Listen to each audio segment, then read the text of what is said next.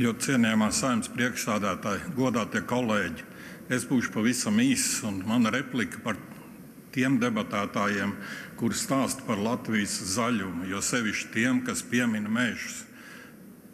Vai jūs zināt, ka Latvijas meža saimniecība ir tāda, kas emitē siltumnīcas gāzes, nevis atšķirībā no likuma, kas paredz, ka jāpiesaista oglekli, kas jāpiesaista meža saimniecība, arī mums ir emitētājs. Un tajā brīdī, kad mēs sāksim mērīt oglekļa emisijas, arī meža saimniecībai būs jāmaksā. Meža likums skaidri nosaka, ka meža saimniecībai jābūt tādai, kas ir klimatam draudzīga. Tāda pat ir meža politika.